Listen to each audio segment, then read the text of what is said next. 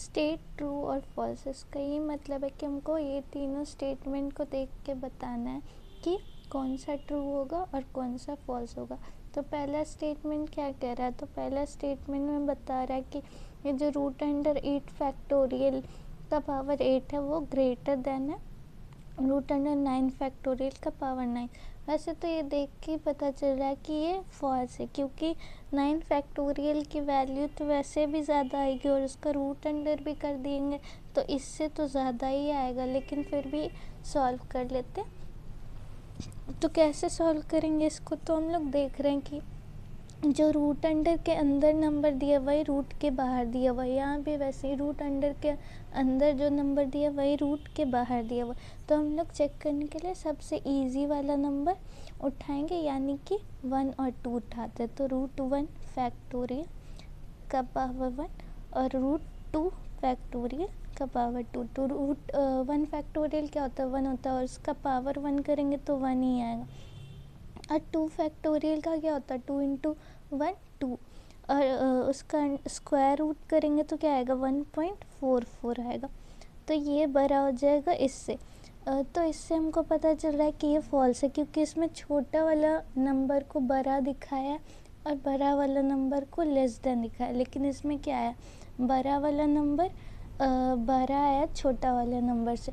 एक और बार चेक कर लेते तो हम लोग क्या उठाएंगे, 2 फैक्टोरियल उठा लेते हैं और 3 फैक्टोरियल उठा लेते हैं। तो 2 फैक्टोरियल का स्क्वायर रूट क्या है 1.44 और 3 फैक्टोरियल क्या होता है, तो 3 फैक्टोरियल होता है 3 इंटू 2 इंटू 1, तो क्या आ जाएगा 6 और 6 का क्यूब रूट निकालना। तो क्या होता है 1 का क्यूब तो 1 होता है और 2 का क्यूब 8 होता है, तो ये 1 और 8 के बीच में, तो इसका हम लोग मान लेते हैं कि 1.5 के करीब आएगा। तो 15 का क्यूब कितना होता है, तो 3375। तो 1.5 का क्यूब क्या हो जाएगा 3.375। तो ये तो अगर इससे ज़्यादा या कम भी है तो 3.375 तो इससे बड़ा ही है ना, तो यानी कि रूट 3 फैक्टोरियल का क्यूब रूट बड़ा होगा 2 फैक्टोरियल का स्क्वायर रूट से। तो पहला स्टेटमेंट फॉल्स हो गया। सेकेंड स्टेटमेंट क्या कर रहा है, 2 7 and 19 are the only prime factors of 408842। तो इसको कैसे निकालेंगे, तो इसका एलसीएम ले लेते हैं। तो नंबर क्या है 408842। तो हम लोग पहले 2 से डिवाइड करते हैं। तो 2 2 2 से 4 0 2 4 से 8 2 4 से 8 2 2 से 4 2 1 से 2, फिर 2 हो गया। फिर 7 से करते हैं, तो 7 से काटते हैं, 7 2 से 14 आएगा, 6 बचेगा 64, फिर 7 9 से 63 ले लेंगे, तो 1 बचेगा, 7 2 से 14, फिर 0 3 7 3 से 21, तो 7 हो गया। अब 19 लेते हैं,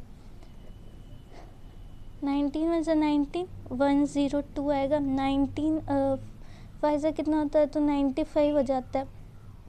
तो 19 6 करते हैं, 19 6 लेंगे तो बहुत ज़्यादा 114 चला जाएगा, तो 19 5 लेंगे, 19 5 से 95, 12 में 5 गया 7, फिर 70 ले लेंगे।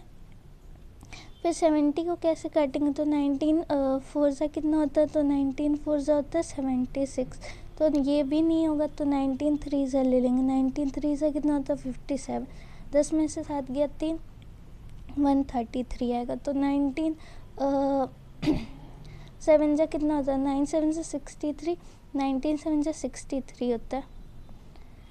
तो अगर ये प्राइम यही तीनों खाली प्राइम फैक्टर्स होता तो यहाँ पे तो नहीं बचना चाहिए था ये नंबर बचा, यानी कि कोई ना कोई इसका फैक्टर्स तो हो गई, तो दूसरा स्टेटमेंट भी हमारा फॉल्स हो जाएगा। तीसरा स्टेटमेंट क्या कर रहा है, तीसरा स्टेटमेंट जो है एक रॉन्ग नंबर सीरीज़ दिया हुआ है और ये बोल रहा है कि जो रॉन्ग नंबर है वो 30.5 है। तो इसको सॉल्व करते हैं। तो सीरीज़ क्या है 24.5 27 30.5 38 46.5 57। और 1 मिनट के लिए हम लोग इसको मान लेते हैं सही कि रॉन्ग नंबर जो है 30.5 है, तो हमको अपना जो पता करना होगा उससे पता चल जाएगा कि क्या रूल फॉलो कर रहा है। तो यहाँ पे क्या हो रहा है, तो यहाँ पे 2.5 ऐड हो रहा है, 5 5 10, एक हासिल आ जाएगा, 4 + 2 6 और 1 7। और हमारा रॉन्ग टर्म 30.5 बता रहा है, तो इसको हम लोग अभी छोड़ देते। तो ये वाला चेक करते हैं। तो 38 से 46.5 तो कितना बढ़ रहा है, 8.5 बढ़ रहा है। फिर आगे चेक करते हैं, यहाँ पे कितना हो रहा है, 46.5 से 57 हो रहा है, 0.5 तो 7 हो जाएगा, तो 10.5 हो रहा है। यानी कि ये क्या फॉलो कर रहा है, 2.5 का फॉलो कर रहा है, तो 4.5 होगा।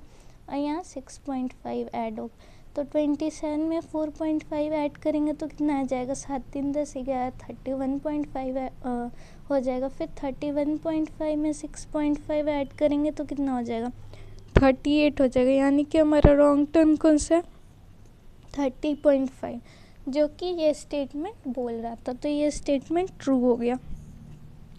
यानी कि हमारा क्या आया आंसर, स्टेटमेंट फर्स्ट फॉल्स है, स्टेटमेंट 2 फॉल्स है, स्टेटमेंट 3 ट्रू है। Thank you.